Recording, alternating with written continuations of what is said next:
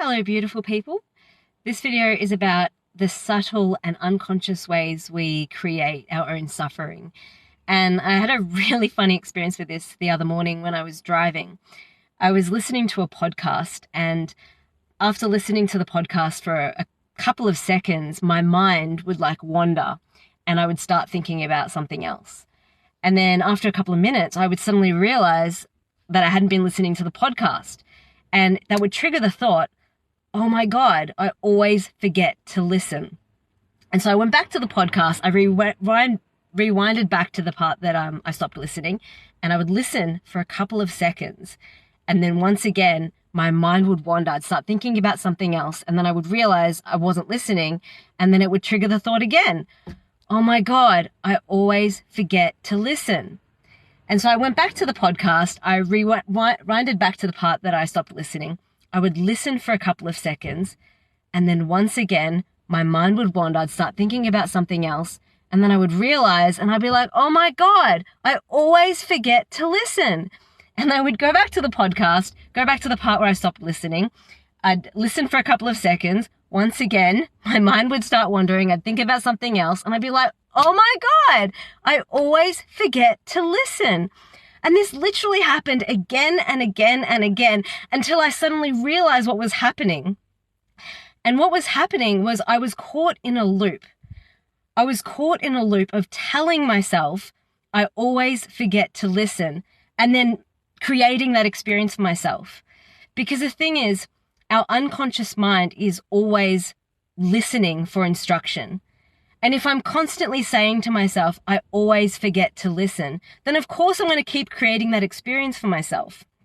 And it's so funny because when you zoom in into that thing that I've been saying to myself, I always forget to listen. It goes back to being 4 years old. The earliest memory I have from this is when I was 4 years old. My teacher, she said to me, you always forget to listen to instruction.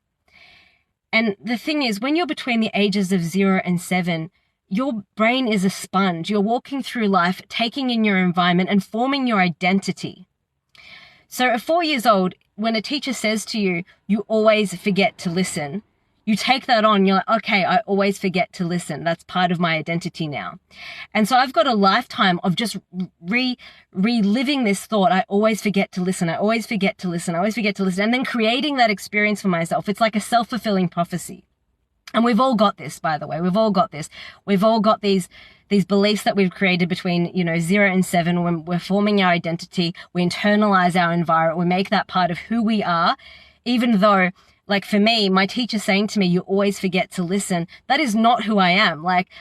Maybe that was true for that part of my development, but that's not true to who I am as an adult. But we take that through our life. We take on the beliefs of a 4-year-old through our life, and we keep repeating it, creating that experience for ourselves. And that's what was happening in my car as I kept creating this suffering for myself by telling myself I always forget to listen, and then forgetting to listen, and then telling myself I always forget to listen, and then forgetting to listen.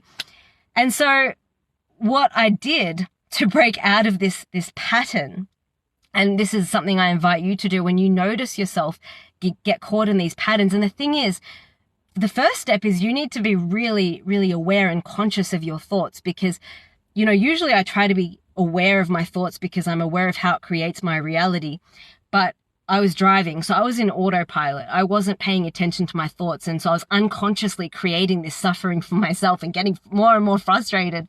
So you got to pay attention to your thoughts, because your thoughts are creating your reality. You're constantly giving your unconscious mind instructions and then enacting those instructions. So what I did to break the pattern was, the next time, so I went back to the podcast, I started listening, and then the moment my mind wandered, and then I realized that my mind wandered, I said to myself, I always remember to listen. And then I went back to the podcast and I started listening again.